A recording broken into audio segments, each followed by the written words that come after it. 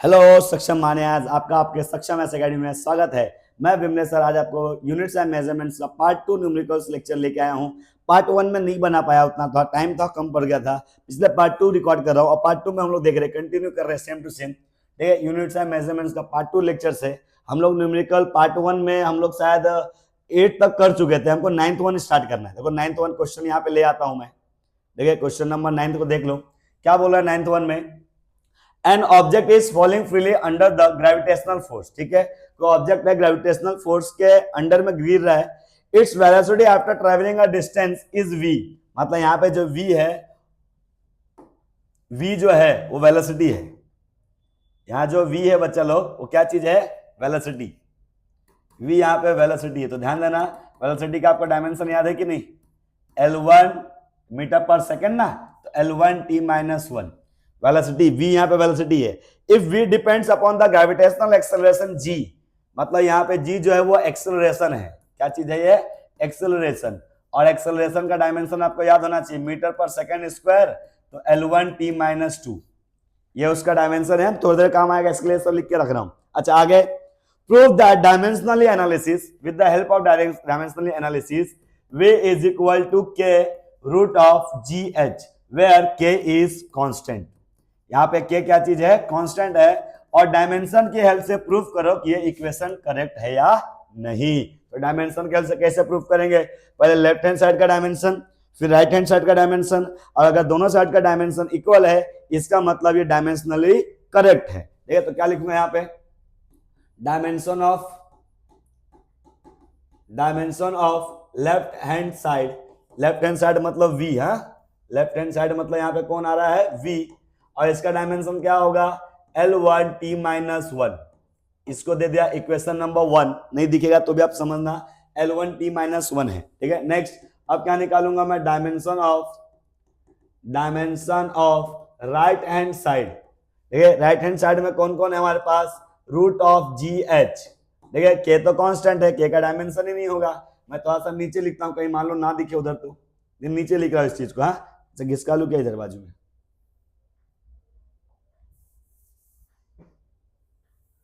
इधर घिसका लेते हैं ना ताकि दिखे। Dimension of right hand side की बात कर रहा हूं मैं। बस हो गया भाई।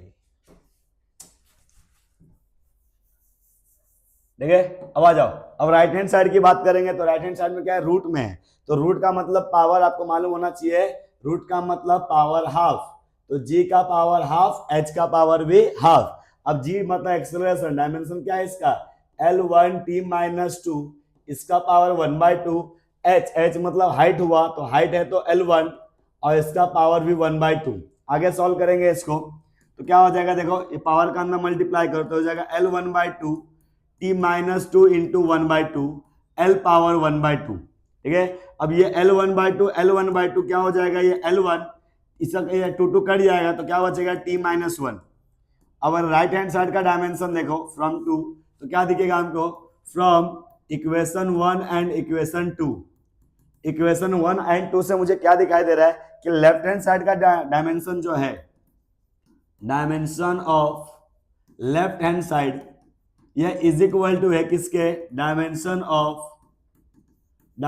Of right hand side. देखिए लेफ्ट हैंड साइड और राइट हैंड साइड का डायमेंशन अगर इक्वल आ जाए, इसका साफ साफ यही मतलब है कि v is equal to K root of GH is dimensionally correct. ये डायमेंशन की हेल्प से चेक करोगे तो ये करेक्ट इक्वेशन है। देख लोगे तो आगे बढ़ेंगे हम लोग।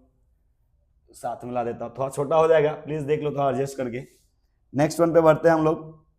अगला क्वेश्चन हमारा कौन सा होगा? ये 9th था तो हमारा 10th हो जाएगा अगला।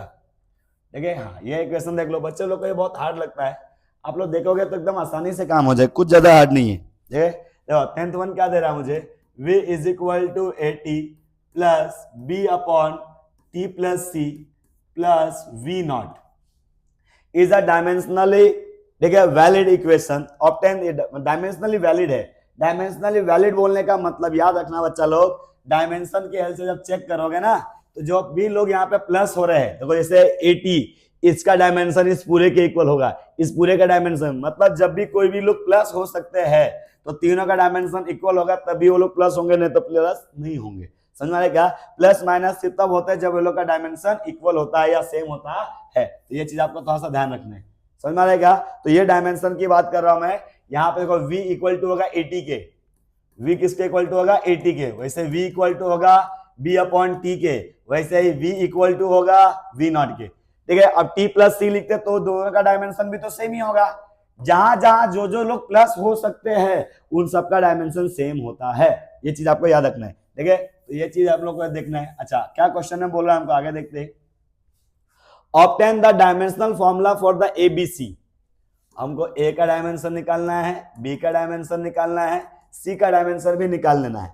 और क्या बोल रहा है, where v is the velocity, v यहाँ पे वेलोसिटी है, और वेलोसिटी है तो इसका डायमेंशन जानते हैं हम लोग L1 t - 1, t is the time, t यहाँ पे बच्चा लोग क्या है टाइम, तो टाइम का डायमेंशन क्या होता है t1, और v not is initial speed, v not क्या है इसका इनिशियल स्पीड या इनिशियल वेलोसिटी, दोनों अब इनिशियल वेलोसिटी हो चाहे फाइनल वेलोसिटी हो, वेलोसिटी का डायमेंशन तो सेम रहता है।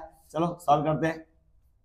सबसे पहले मुझे क्या करना है यहाँ पे, तो जो जो लोग आपस देखो ये इसके साथ है इक्वल, ये प्लस जितने लोग हो रहे हैं सबका डायमेंशन आपस में सेम होगा। समझ में आ रहेगा? तो पहले मैं निकालने की कोशिश करूंगा ए की। ठीक है, तो मैं ऐसा लिखूंगा, देखो सिंस गिवन इक्वेशन इज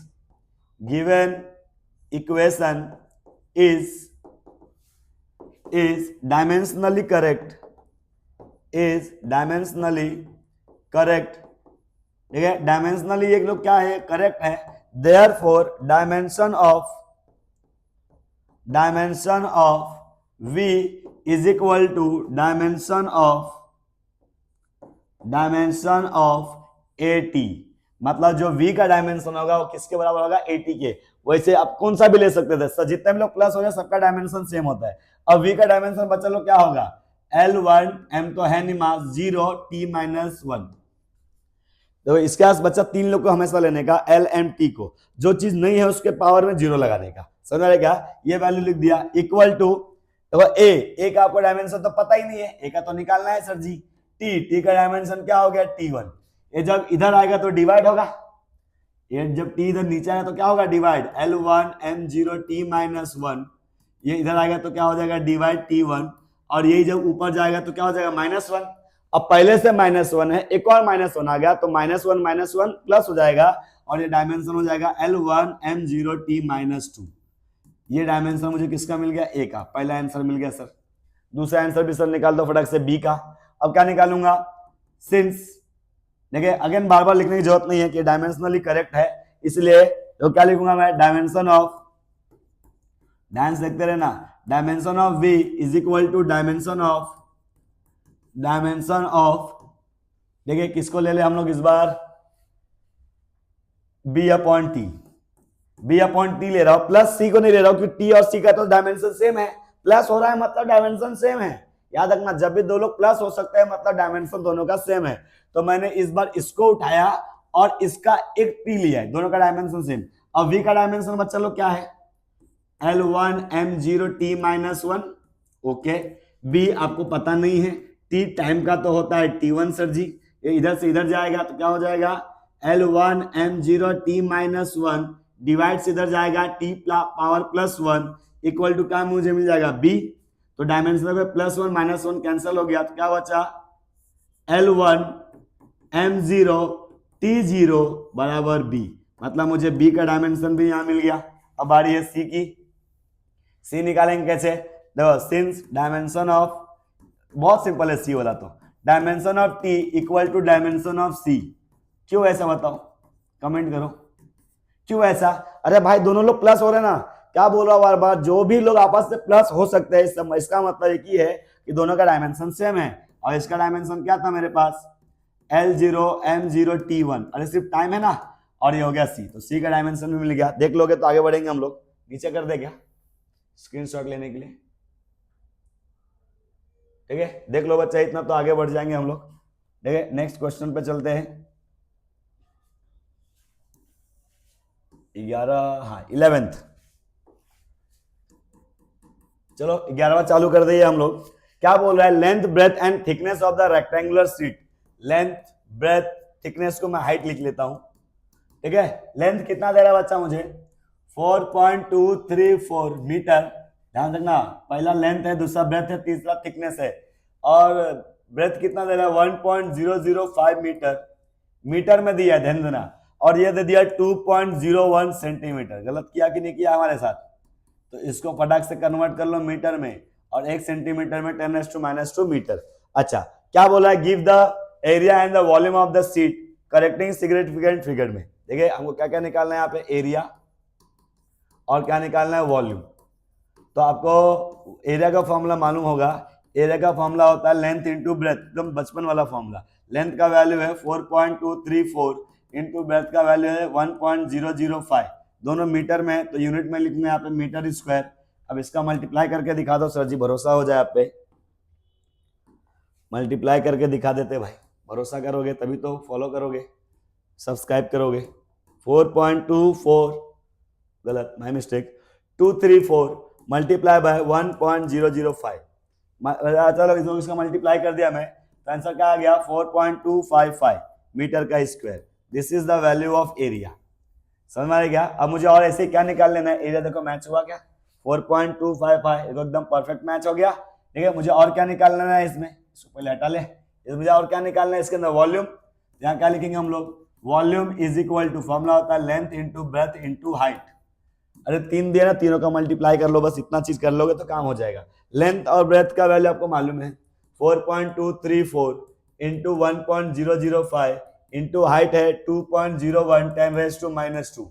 अब आपने सबका मल्टीप्लाई एक साथ ही कर लो। इसमें मैं देखो ये तो मल्टीप्लाई किया था, तो मल्टीप्लाई कर लिया 2.01 का, तो मेरे पास वैल्यू आ गया कुछ 8.552 इंटू 10⁻⁻²। वॉल्यूम है तो क्या लिखूंगा मैं इसको, मीटर का क्यूब। समझ में आ रहा है क्या? आंसर देखो डेसिमल शिफ्ट किया है क्या, नहीं किया है। ठीक है, अच्छा इसमें आंसर ही रॉन्ग है, आंसर ये गलत है। हाँ ठीक है, ये या तो मीटर में देना चाहिए था तो सही हो जाता, अगर ये सेंटीमीटर में तो ये गलत है। समझ में आ रहा है क्या? आंसर यहाँ पे थोड़ा सा गलत है, आपके पावर में -2 आना ही चाहिए। समझ में आ रहा है क्या? इसको देख लोगे तो हम लोग आगे बढ़ेंगे। इसको देख लो बच्चा लोग। चलो अगला क्वेश्चन चलते हैं। टाइम थोड़ा सा हमको बचाना है, फास्ट रिवीजन है एग्जाम के फ्रंट ऑफ व्यू से, इसलिए इतना भगा रहा हूं। क्वेश्चन नंबर 12, देखो क्या बोल रहा है मुझे, if the length of the cylinder, length दे रहा है मुझे कितना 4, और इसका एरर दिया, देखो प्लस माइनस दिया मतलब एरर, प्लस माइनस एरर कितना दे रहा है 0.001 सेंटीमीटर। लेंथ है 4 सेंटीमीटर और एरर कितना है 0.001। अच्छा रेडियस भी दे रहा है मुझे। क्वेश्चन सर एक साथ पूरा दिखा दो ना। हाँ देखो रेडियस कितना दे रहा है बच्चा 0.0250, ठीक है, सेंटीमीटर। और देखो इसके बाद प्लस माइनस में दिया, मतलब ये डेल्टा आर है, एरर है रेडियस का 0.001 सेंटीमीटर। बच्चा लोग मुझे मास भी दे रहा है, मास कितना दे रहा है 6.25 ग्राम, और जो प्लस माइनस 0.1 है वो मेरा डेल्टा एम की वैल्यू होने वाली है 0.01 gram. Calculate the percentage error, percentage error, error क्या करने के लिए, in the determining density, in the determining of density. Density का मुझे यहां पे परसेंटेज एरर निकालना है, इक्वल टू क्वेश्चन मार्क। समझ में आया क्या? अब चलो डेंसिटी निकालना, परसेंटेज एरर है तो कैसा लिखूंगा मैं, फॉर्मूला देख लो, आपको याद होगा, percentage error of density, percentage error of density. आप चाहोगे तो लाइन से लिख लेना, मैं ऊपर नीचे लिख रहा हूं। डेंसिटी का बच्चा आपको फॉर्मूला पता होना चाहिए पहले। हाँ जो फॉर्मूला समझो, फॉर्मूला इसका ध्यान से समझना। डेंसिटी का सिंपल फॉर्मूला आप लोग लिखते हो, ठीक है, डेंसिटी का सिंपल फॉर्मूला लिखते हो आप लोग, मास upon volume. Simple formula density का क्या होता है, मास अपॉन वॉल्यूम। ठीक है सर, मास का सर वैल्यू तो दे रहा है, वॉल्यूम नहीं दिया है सर जी। तो वॉल्यूम है, कौन है ये, स्फीयर है क्या, सिलेंडर है कि स्फीयर है, देख लेना कौन है, सिलेंडर है। तो सिलेंडर का वॉल्यूम, तो सिलेंडर का वॉल्यूम का फॉर्मूला आपको याद होगा पाई आर स्क्वायर एल। बार बार देखिए क्या वैल्यू होता है इसका, पाई आर स्क्वायर एल। समझ में आया क्या? क्या फॉर्मूला होता है सिलेंडर का वॉल्यूम का, pi are square h, pi are square l. समझ में आ रहा है? तो मुझे यहां पे डेंसिटी का सिंपल फॉर्मूला क्या मिलेगा, density is equal to mass upon pi are square L. क्या हो रहा है ये, ऐसा कुछ, फिर से देख लो, डेंसिटी का मेरे पास वैल्यू क्या मिल गया, density is equal to mass upon volume, क्या मिल गया था वॉल्यूम मुझे, पाई आर स्क्वायर एल, ऐसा कुछ मिला है। अब इसको एरर में कन्वर्ट करोगे, याद करो मल्टीप्लाई हो चाहे डिवाइड हो, एरर में कैसे लिखते हो, देखिए delta M upon M plus delta R upon R, लेकिन आर देखो यहाँ पे आर का स्क्वायर है, इसलिए मुझे मल्टीप्लाई में क्या करना होगा 2 plus delta L upon L. याद आ रहा है फॉर्मूला कैसे मॉडिफाई हो गया, पाई तो कांस्टेंट है ना, पाई का एरर में क्या काम है, एरर में नहीं आता उसकी वजह से, एरर आपके इन वैल्यू की वजह से आएगा, ठीक है।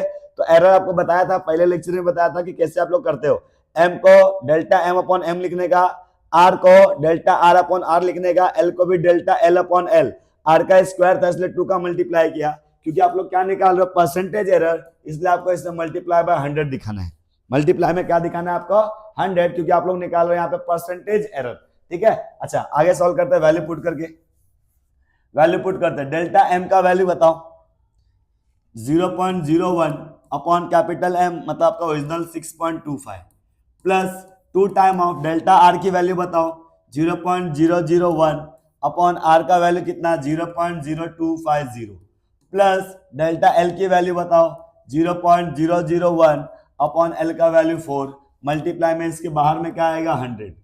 आप लोग कॉमन सेंस यूज करो और पहले इसको सॉल्व मत करने लगना, पहले क्या करो डेसिमल शिफ्ट कर लो और 100 का मल्टीप्लाई भी कर लो, देखो ऊपर नीचे यहाँ कितना डेसिमल है, इधर भी 2 इधर भी 2, खत्म हो गया, ठीक है। और 100 का मल्टीप्लाई करो तो कैसा आएगा 100 अपॉन 625, कैसे, इधर का 2 डेसिमल शिफ्ट किया, इधर का 2 डेसिमल शिफ्ट किया, वो 100 अंदर आके मल्टीप्लाई हो तो ऐसा हो गया। नेक्स्ट इधर का कितना डेसिमल है 1 2 3 डेसिमल शिफ्ट करो तो यहाँ पे आंसर क्या आएगा 2 अपॉन, यहाँ पे आ गया मेरे पास 25, ध्यान से देखना, इसका हम लोग मल्टीप्लाई कर रहे हैं, डेसिमल कितना शिफ्ट किया 1 2 3, मतलब 2.25 के बाद डेसिमल आया, 0 नहीं लिखा तो भी चलेगा, 25.0 ना 3 डेसिमल, तो ऊपर का 3 डेसिमल शिफ्ट किया तो 1 आ गया, और 1 का 2 से मल्टीप्लाई किया तो 2, और ये 100 का भी मल्टीप्लाई करना है किस स्टेप में, तो ये आ गया 200। यहाँ पर डेसिमल आपको नहीं शिफ्ट करना है क्योंकि है ही नीचे डेसिमल, ठीक है, तो सीधा 100 का मल्टीप्लाई कर लो तो आएगा 0.1 अपॉन 4। अब आगे इसको आपने सॉल्व कर दिया तो आपका आंसर आ जाएगा, तो मैं ये solve by using log anti log करके दिखाना चाहूंगा ताकि अपना आंसर जल्दी आ जाए और ज्यादा अपना टाइम वेस्ट ना हो, ठीक है। देखो 100 डिवाइड बाय मैं करता हूं कितना 625, आंसर इसका आ रहा है 0.16, ये तो मुझे ऐसे दिख रहा है 8 आएगा, ठीक है, करके दिखाता हूं फिर भी 200 डिवाइड बाय 25.0, ठीक है, कितना आ गया 8 प्लस पूरा 0.1 मुझे डिवाइड करना है 4 से, आंसर आ गया 0.025। अगर आप लोग इसको प्लस करते हो, प्लस, ठीक है, प्लस किसके साथ कर रहा हूं मैं 0.16 के साथ, ज्यादा हो गया क्या, 0.16 के साथ प्लस 8 के साथ, तो आंसर कुछ आ रहा है 8.185, क्योंकि परसेंटेज एरर है तो यहाँ पे मुझे क्या लगा देना होगा परसेंटेज, तो देख लोगे तो आगे बढ़ेंगे। और चलो आंसर करेक्ट है कि नहीं चेक कर लेते हैं ना, हमारे पीडीएफ में आ जाएगा 8.185, एकदम ही करेक्ट सिखाते हो सर जी, क्या बात है सर, ठीक है। नेक्स्ट आगे आ जाओ, ये हमने कौन सा किया अभी 12 कर लिया, 13 की बारी है, बने रहोगे मैं बहुत जल्दी पूरा कवरिंग कर दूंगा। When the planet Jupiter is at the distance of, distance दे रहा है मुझे, हाँ डिस्टेंस, इसको हम लोग कैपिटल डी से लिखते हैं। अब आपको यहाँ पे एंगल ऑफ पैरेलैक्स आने वाला है, इससे आपका कोई प्लैनेट, या हमारा अर्थ हो गया, अर्थ से बहुत दूर कोई ऑब्जेक्ट है, या अर्थ हमारा यहाँ पे हो, प्लैनेट कितने डिस्टेंस पे है, तो हम लोग जाके इंची टेप से तो मेजरमेंट नहीं करते, पैरेलैक्स मेथड की हेल्प से निकालते हैं। और पैरेलैक्स मेथड में यहाँ पे कोई एक एंगल आता है, ये जो डिस्टेंस होता है ना, डिस्टेंस कैपिटल डी बोलते हैं, और ये जो भी प्लैनेट आप जिसको झांक रहे हो उसका डायमीटर को स्मॉल डी बोलते हो, समझ में आ रहा है। और इसका फॉर्मूला क्या होता है अल्फा का, small d upon capital D, समझ में आ रहा है। पैरेलैक्स एंगल इसको बोलते हैं। पैरेलैक्स एंगल क्या होता है, diameter of the planet upon distance, distance of planet from the observer, ठीक है। तो ये फॉर्मूला आपको पता होना चाहिए, ऐसा कुछ फॉर्मूला होता है, ठीक है, हमको यही फॉर्मूला यहाँ पे आएगा। अब मुझे क्या दे रहा है देखो, when the planet Jupiter is at the distance, distance मतलब डी दे दिया है कितना 824.7 मिलियन किलोमीटर, मिलियन मतलब 10⁻⁶, 8.247 इंटू 10⁻⁶ किलोमीटर हो गया। और किलोमीटर भी नहीं चाहिए हमको, SI में चाहिए रहता है, तो इसको और शिफ्ट करेंगे तो किलोमीटर को मीटर में कन्वर्ट करने के लिए 10⁻⁻3 1000। बताए आंसर क्या आ गया इसका 8.24। यार दो जगह कहाँ पॉइंट लग गया, यहाँ मिस्टेक हो रहा है, भारी मिस्टेक हो गया साहब। 824.7 आना चाहिए, यहां पे भी 824.7 इंटू अभी 10⁻9 मीटर आ गया। यह 6 कैसे आ गया, मिलियन जो था ना मिलियन, ठीक है 1 लाख को 1 लाख बोलो 10 लाख को हमने ऐसा लिख दिया, फिर किलोमीटर को मीटर में कन्वर्ट किया, समथिंग आ गया। आगे क्या बोल रहा है मुझे, from the earth if the angular diameter is, angular diameter मतलब अल्फा, जो एंगुलर पैरेलक्स एंगल है ना उसकी बात कर रहा है। एंगुलर डायमीटर कितना दे रहा है मुझे, अल्फा का वैल्यू 35.72 सेकेंड। ये सेकेंड है, डबल लगा है मतलब सेकेंड हुआ, एक लगा होता मिनट और 0 रहता तो डिग्री, ठीक है, ये चीज आपको ध्यान रखना है, ठीक है। आगे क्या बोल रहा है, calculate the diameter of Jupiter, small D पूछ रहा है। पहली बात है सेकंड में दिया है, ये हमारे पास रेडियन में वैल्यू आना चाहिए, और सेकंड को रेडियन में कन्वर्ट करने के लिए हमारे पास वैल्यू होता है, देखो कैसे करना होता है, 1 सेकंड में मुझे इतना आवर होता है, समझ आएगा, 1 सेकंड में इतना आवर, मतलब मुझे इसको आवर में कन्वर्ट करना होगा तो इतने से डिवाइड करना होगा। अरे 1 घंटे में 1 आवर में 60 मिनट और 1 मिनट में 60 सेकंड, तो 60 into 60 इतना आता है, तो मुझे इसको मिनट में कन्वर्ट, आवर में हो जाएगा कन्वर्ट, आवर में कन्वर्ट थोड़ी ना करना हमको, तो रेडियन चाहिए, और रेडियन में कन्वर्ट करने के लिए मल्टीप्लाई करना होता है π/180 का, समझ आ गया। और पाई की वैल्यू 3.14, आपको इतना याद नहीं करना है, मैं आपको सिंपल नंबर बता रहा हूँ, वही याद करना सीधा, ठीक है, कैसे बना वो बता रहा हूँ। पाई का वैल्यू 3.14, ठीक है, मैं इसको डिवाइड करने जा रहा हूँ 3600 से, समथिंग आंसर आ गया, उसको मैं फिर से डिवाइड करने जा रहा हूँ 180 के साथ, ठीक है। तो मुझे इसको कन्वर्ट करने के लिए क्या वैल्यू मिल गया, 35.72 मल्टीप्लाई बाय 4.845, यहाँ पे मुझे वैल्यू मिल रहा है 4.845, 10⁻⁻5 आ रहा है इस बार, थोड़ा सा मिस्टेक है क्या, फिर से देख दो क्या किया, पाई में 3.142, देखिए डिवाइड बाय क्या किया 3600, समथिंग आंसर आया, फिर से डिवाइड किया इसको 180 के साथ, ठीक है, तो 4.846 के आसपास कुछ आ रहा है, ठीक है, और इसमें आएगा 10⁻⁻6 भी आएगा। अब ये कन्वर्ट हो जाएगा रेडियन में, ये थोड़ा सा याद करना पड़ेगा, ये थोड़ा सा कॉन्सेप्ट मैथमेटिक्स का आ गया ना, ठीक है, ये थोड़ा सा आपको ध्यान देना पड़ेगा कि सेकंड को रेडियन में कन्वर्ट करने के लिए इतने का आपको यहाँ पे करना पड़ा, ठीक है, ये थोड़ा सा आप इसको हाईलाइट करके रख लो कि ये सर अलग है, ठीक है। अब क्या निकालेंगे हम लोग, the value of parallax angle, the value of parallax angle, parallax angle का बच्चा लोग वैल्यू क्या जानते हैं हम लोग, alpha is equal to small d upon capital d. मुझे इसको इधर ले जाना है तो क्या मुझे मिल जाएगा, alpha D is equal to small D, और स्मॉल डी निकालना है, अल्फा का वैल्यू 35.72, ठीक है, इंटू 4.845 इंटू 10⁻⁻6 इंटू, ठीक है, इंटू कैपिटल डी कितना है मेरे पास 824.7 इंटू 10⁻⁹।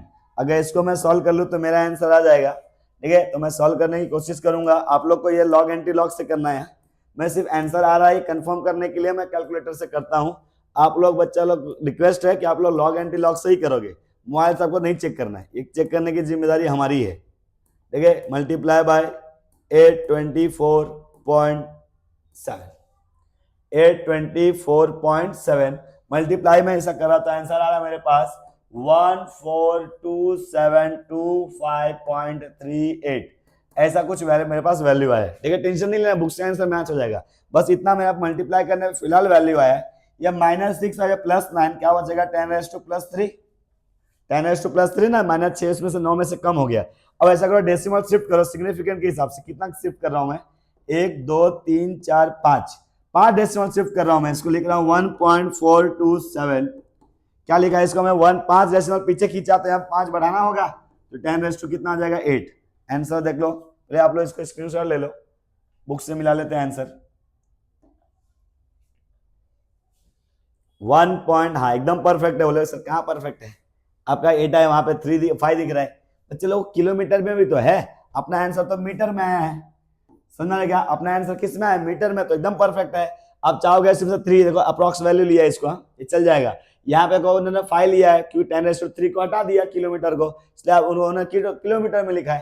ठीक है, आप लोग ऐसा लिखो, कन्वर्जन मत करो, चलेगा। ठीक है, अच्छा नेक्स्ट वन पे आ जाओ। सर जी नेक्स्ट वन बता दो फटाक से, टाइम बहुत ज्यादा लेते हो आप। ठीक है, क्वेश्चन नंबर 14 की बात कर रहे हैं हम लोग। तो क्या बोल रहा है, if the formula for the physical quantity is something, x equal to a power 4, b power 3, c power 1/3, d power 1/2, ऐसा समथिंग दिया है। If the percentage error in the measurement of the a का percentage error 2%, b का percentage error 3%, c का percentage error 3% और d का percentage error 4% respectively. a b c d are 2 3 3 4 respectively, मतलब line से। Calculate the percentage error in x, percentage error in x। पूरे के पूरे इस फॉर्मूले का, पूरे के पूरे इस कैलकुलेशन का हमको क्या निकालने बोल रहा है, परसेंटेज एरर। ठीक है, चलो कैसे निकालेंगे हम लोग, बहुत सिंपल है, कुछ टेंशन नहीं लेने का। परसेंटेज एरर इन x बहुत सिंपल, देखो इसको लिखने का 4 जो पावर है उसको लिखने का मल्टीप्लाई में, और लिखेंगे क्या हम लोग यहाँ पे, percentage error of a plus, plus करने का, सबको प्लस करने का। देखो 4 लिखा, फिर क्या लिखा मैं, 4 टाइम मल्टीप्लाई में है, 4 time multiply by percentage error of a, फिर प्लस, फिर कितना टाइम लिखूंगा, यहाँ पावर क्या है 3, तो 3 time of percentage error of क्या, b। आगे बच्चा उसी के आगे लिखना है, मैं नीचे लिख रहा हूं प्लस, नहीं सर मैं भी आगे लिख सकता हूं, मैं भी तो आगे लिख सकता हूं, देखो लिख के दिखाता हूं। ठीक है, फिर क्या लिखूंगा मैं, प्लस। अब c के पावर में कितना था, 1/3, तो क्या लिखूंगा मैं इसको, 1/3 multiply by percentage error of c plus उसका पावर कितना है d का, 1/2 of percentage error of d।